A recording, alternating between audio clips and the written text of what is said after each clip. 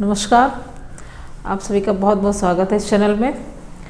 इसके पहले वीडियो में इसके जो पहले टॉपिक है यानी जो पाषाण काल थे उसके बारे में हमने चर्चा की थी। पाषाण काल के जो तीनों टॉपिक हैं उसी कड़ी में आगे बढ़ते हुए पाषाण काल के बाद जो हिस्ट्री में आता है वो सिंधु सभ्यता आती है। तो आज हम सिंधु सभ्यता पर चर्चा करते हैं। चलिए देखते हैं आगे। सिंधु सभ्यता, देखिए सिंधु सभ्यता को कई नामों से जाना जाता है। पहले ही देखते हैं इसको। देखिए सिंधु सभ्यता को सिंधु सभ्यता क्यों कहा जाता है? क्योंकि जब ये खोजी गई थी जहाँ पर, यानी ये सिंधु जिले में सिंधु क्षेत्र में खोजी गई थी, इसलिए भी इसको सिंधु सभ्यता कहा जाता है। इसके देखिए अन्य नाम है हड़प्पा। हड़प्पा सभ्यता इसको कहा जाता है क्यों? क्योंकि इस सभ्यता का जो पहला स्थल खोजा गया था वो हड़प्पा था, इसलिए इसको एक नाम हड़प्पा सभ्यता भी दिया गया। सैंधव सभ्यता, सिंधु को सैंधव भी कहा जाता है।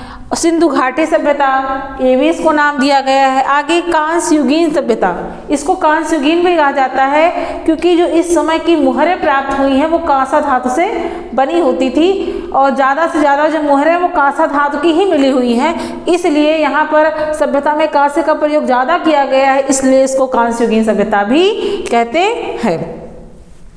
ये तो हो गई सभ्यताओं के नाम, यानी इनको किस किस सभ्यता से किस किस नामों से इस सभ्यता को जाना जाता है। आगे बढ़ते हैं। देखिए 1826 ईस्वी में चार्ल्स मैसन ने जो हड़प्पा सभ्यता, हड़प्पा स्थल पर प्राचीन सभ्यता के प्रमाण की पुष्टि की थी। सबसे पहले 1826 ईस्वी में ही चार्ल्स मैसन एक विद्वान थे, इन्होंने हड़प्पा स्थल जहाँ खोदा गया हुआ वहाँ पर इन्होंने सर्वे किया था, तो वहाँ पर इनको ऐसा कुछ ऐसी चीज़ें मिली जिससे ये प्रतीत हुआ इनको कि यहाँ पर कोई प्राचीन सभ्यता है, यानी हड़प्पा में कोई प्राचीन सभ्यता है। इसका जो उल्लेख है, इसके जो प्रमाण की पुष्टि है, सर्वप्रथम किसने की थी? चार्ल्स मैसन ने की थी। 1826 ईस्वी में चार्ल्स मैसन ने की थी।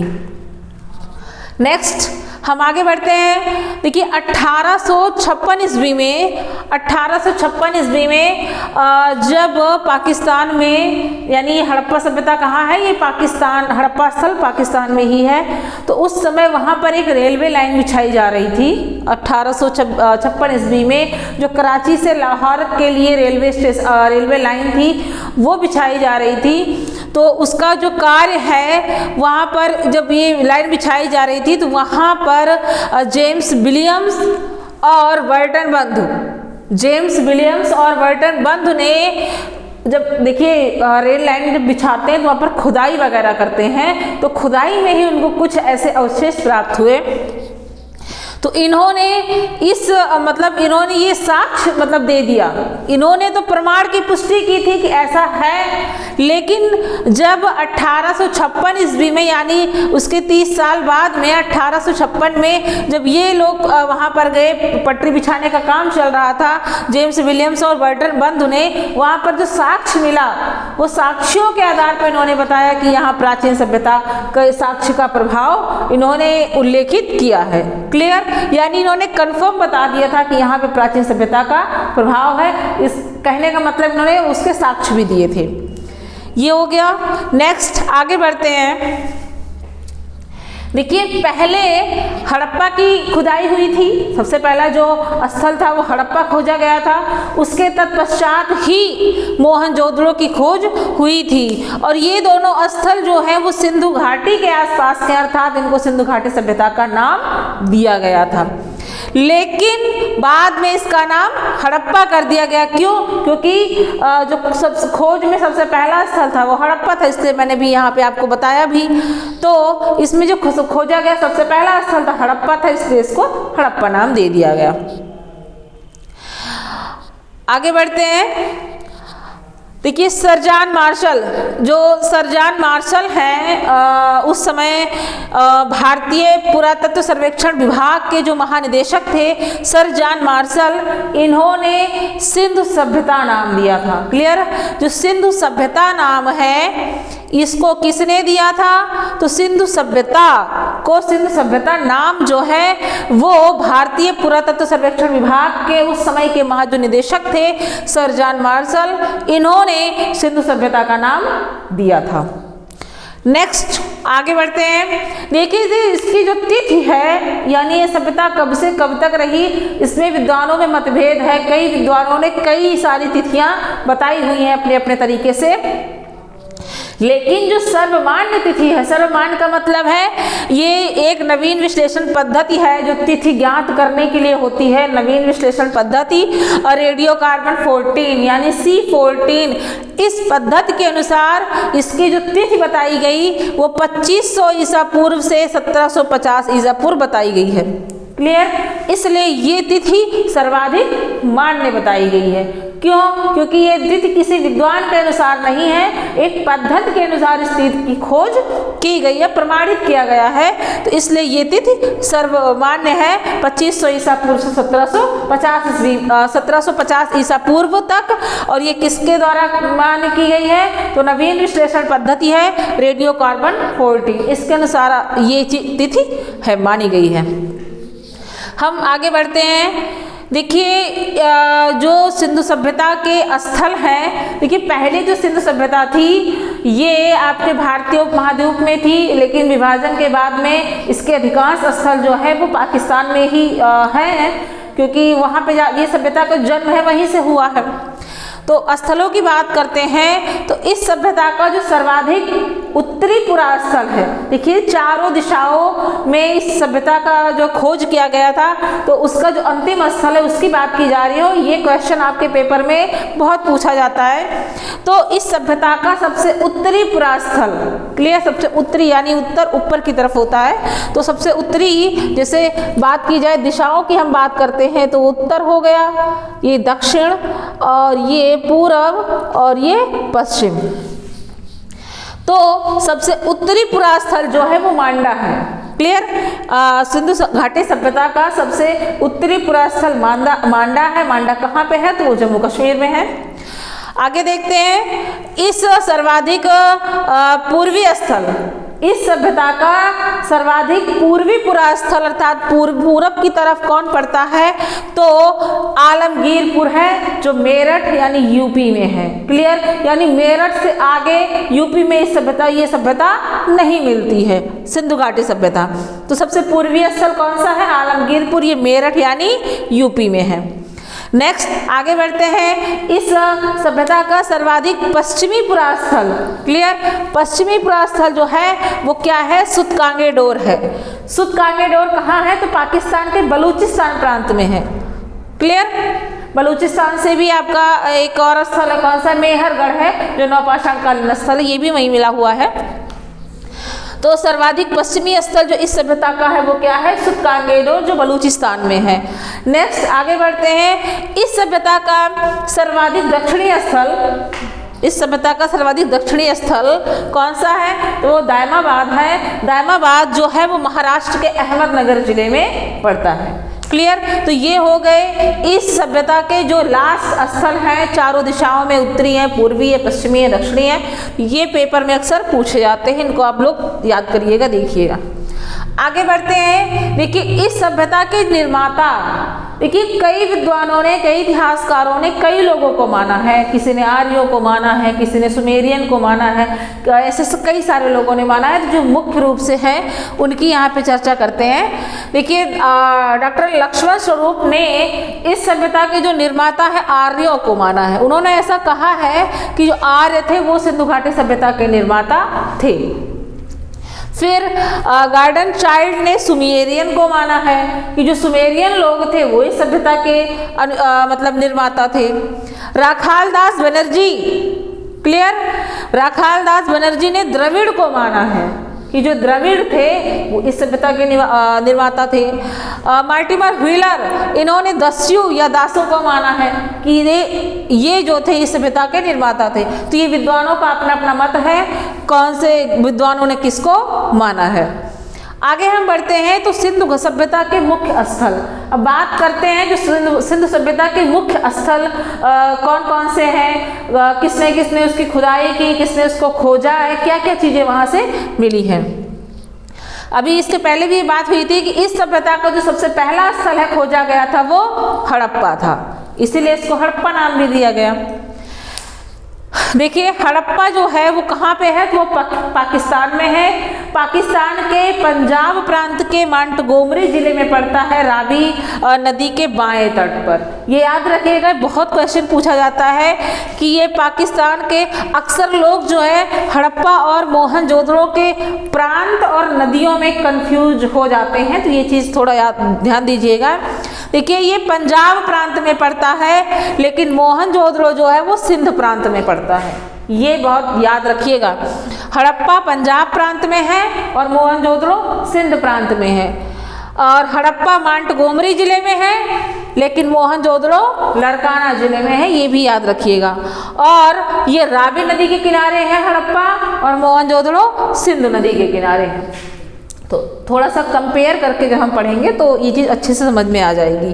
तो हड़प्पा कहाँ है, ये पाकिस्तान के पंजाब प्रांत के मोंटगोमरी जिले में रावी नदी के बाएं तट पर स्थित है।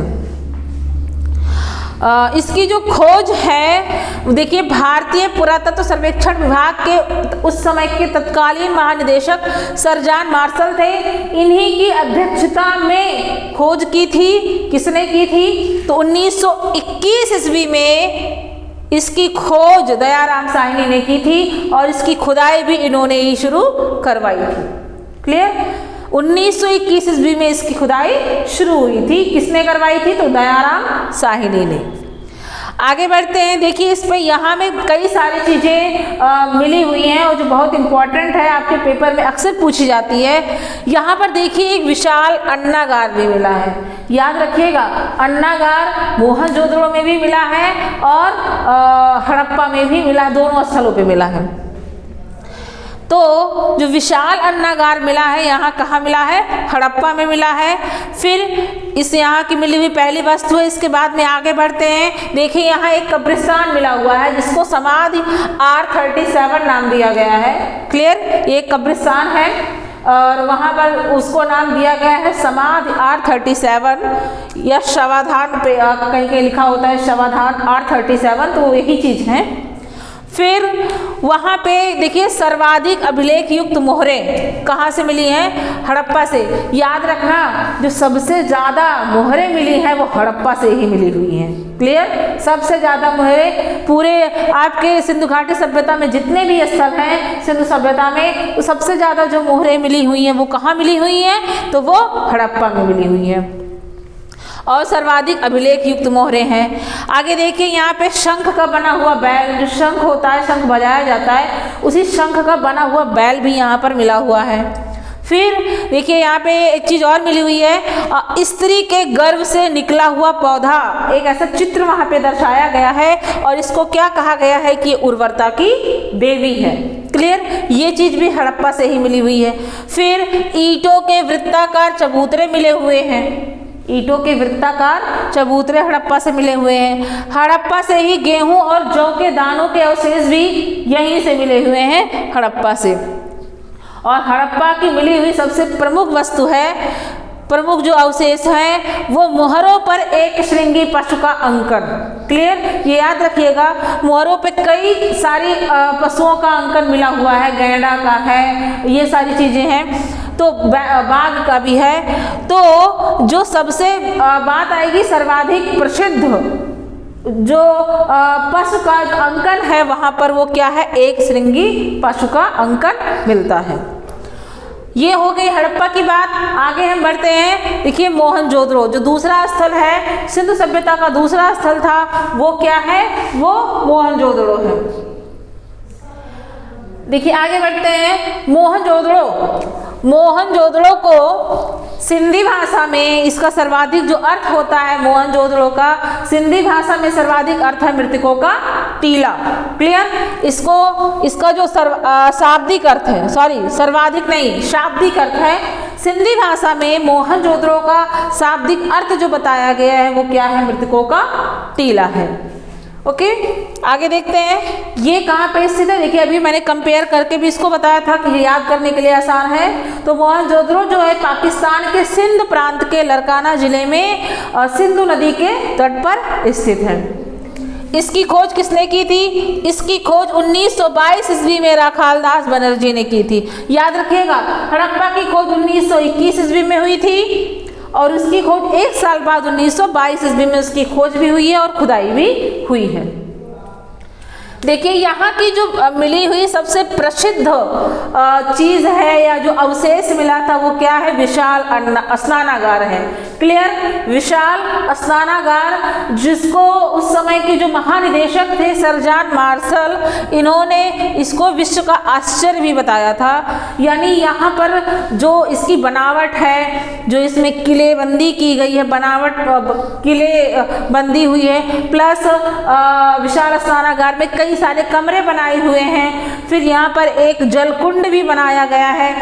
तो उस तरीके का यहाँ पे चित्र मिला हुआ है, पूरा एक स्नानागार ही मिला हुआ है, पूरी स्नानागार है। और इसको उस समय के तत्कालीन महानिदेशक सर जॉन मार्शल ने इसको विश्व का आश्चर्य बताया है, यानी तत्कालीन विश्व का आश्चर्य भी इसको बताया हुआ है। आगे देखते हैं विशाल स्नानागार जो था वो क्या था। देखिए ये 11.88 मीटर लंबा था। क्लियर? ये इसकी लंबाई चौड़ाई है। फिर 7.1 मीटर चौड़ा था। फिर ये 2.43 मीटर गहरा था। देखिए ये विशाल स्नानागार की नहीं बल्कि जो उसके अंदर कुंड मिला हुआ है, जैसे एक स्विमिंग पूल टाइप का समझिए, तो वैसे ही जैसे इसमें स्विमिंग पूल होता है उसी टाइप का वहाँ मिला हुआ है। तो जो उसके अंदर का एक जलकुंड है, क्लियर, इसको हम जलकुंड भी कह सकते हैं, जो जलकुंड है ये उसका माप दिया गया है। तो विशाल स्नानागार का जो जलकुंड था वो 11.88 मीटर लंबा, 7.01 मीटर चौड़ा था और 2.43 मीटर गहरा जलकुंड मिला हुआ है। और ऐसा प्रतीत होता है कि यहाँ पर जल पूजा भी होती थी, इसलिए कहा गया है कि इस स्नानागार से जल पूजा के भी साक्ष्य मिले हुए हैं। और इसमें जो जल कुंड था, इसमें प्रवेश के लिए, अंदर जाने के लिए सीढ़ियाँ भी बनाई गई थी उत्तर दक्षिण दिशा से। क्लियर? उत्तर दक्षिण दिशा से इसके अंदर प्रवेश के लिए सीढ़ियाँ भी बनाई हुई है। आगे बढ़ते हैं। देखिए मोहनजोदड़ो की जो सबसे बड़ी इमारत है वो विशाल अन्नागार है। याद रखिएगा, अन्नागार आपका हड़प्पा में भी मिला है और मोहनजोदड़ो में भी मिला है। तो मोहनजोदड़ो की सबसे बड़ी इमारत क्या है? विशाल अन्नागार है, जो 45.71 मीटर लंबा है और 15.23 मीटर चौड़ा है। क्लियर? ये अन्नागार मिला है, जैसे अन्न का भंडारण करने वाला मतलब बड़े बड़े घर होते हैं उस टाइप से यहाँ पे है, यानी अन्न का भंडारण रहता था यहाँ पे। आगे बढ़ते हैं। देखिए यहाँ पे और भी कई सारे अवशेष मिले हुए हैं। यहाँ पर एक विद्यालय मिला हुआ, अर्थात महाविद्यालय भवन भी मिला हुआ है मोहनजोदड़ो से। फिर ये महाविद्यालय भवन मिला है। फिर यहाँ पे कांस्य नर्तकी की मूर्ति, बहुत इंपॉर्टेंट है, बहुत पूछा जाता है एग्जाम में। तो यहाँ पे कांस्य नर्तकी की मूर्ति मिली हुई है, यानी एक नाचती हुई स्त्री की मूर्ति है जो कांसा धातु की बनी हुई है। तो कांस्य नर्तकी की मूर्ति भी मिली हुई है। प्लस यहाँ पे देखिए योगी की मूर्ति, यानी ये पुजारी जो होते हैं, योगी साधु कुछ भी कह लीजिए, तो उनकी मूर्ति यहाँ पर मिली हुई है। और देखिए यहाँ पर जो मिली है मुद्रा पर अंकित पशुपतिनाथ की मूर्ति, यानी यहाँ से जो मुद्राएं मिली हुई हैं उन मुद्राओं पे पशुपतिनाथ की मूर्ति अंकित है। देखिए पशुपतिनाथ मतलब भगवान शिव, यानी जो भगवान शिव का एक नाम पशुपतिनाथ भी है। तो जो ये लोग पशुपति देवता की पूजा करते थे वो कौन थे? वो शिव को ही अंकित बताया गया है कि भगवान शिव ही हैं। तो मुद्रा पर अंकित पशुपतिनाथ की मूर्ति अर्थात शिव जी की मूर्ति भी अंकित है। देखिए यहाँ पर सूती कपड़ा भी मिला हुआ है। क्लियर? कपड़े का अवशेष भी यहाँ पर मिला है, सूती कपड़ा यहाँ से मिला हुआ है मोहनजोदड़ो से। उसके बाद में यहाँ पे कुंभकारों के 6 भट्ठे भी मिले हुए हैं। जैसे जो कुम्हार होते हैं कच्चा बर्तन अपने चाक पे बनाते हैं, फिर उसको वो पकाते हैं तो छोटे छोटे भट्टे बनाते हैं, तो वैसे ही कुंभकारों के 6 भट्ठे भी मिले हुए हैं। प्लस देखिए यहाँ पे और मिला है क्या, हाथी का कपाल खंड। क्लियर, हाथी का कपाल खंड भी यहाँ से प्राप्त हुआ है। कपाल मतलब सर का जो अवशेष होता है, तो अर्थात कहने का मतलब उस समय हाथी भी रहे होंगे। तो हाथी का कपाल खंड यहाँ से मिला हुआ है। और देखिए सीपी की पटरी, यानी जो सीपी होती है, सीपी की बनी हुई पटरी भी यहाँ से प्राप्त हुई है। और देखिए आगे यहाँ पे घोड़े के दांत भी मिले हुए हैं। क्लियर, देखिए घोड़े के अवशेष कालीबंगा में मिले हुए हैं और सुरकोटदा में मिले हुए हैं, लेकिन जो घोड़े के दांत हैं, घोड़े के दांत आपके कहाँ मिले हैं, मोहनजोदड़ो में मिले हुए हैं।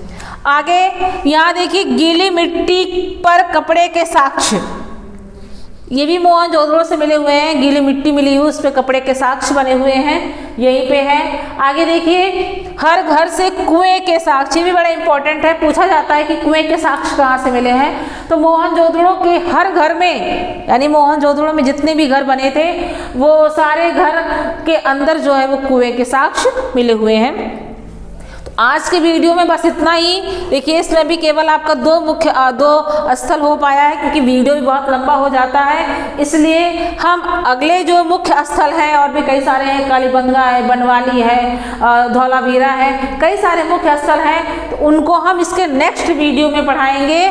तब तक के लिए आप इसका अध्ययन करिएगा, और इसमें जो भी चीज़ आपको समझ में नहीं आई होगी आप कमेंट बॉक्स में जा करके इसको पूछ सकते हैं। प्लस अगर इसमें कुछ पॉइंट छूट भी गया होगा तो उसको वहाँ पे आप कमेंट करके बता सकते हैं। तब तक के लिए बहुत बहुत धन्यवाद।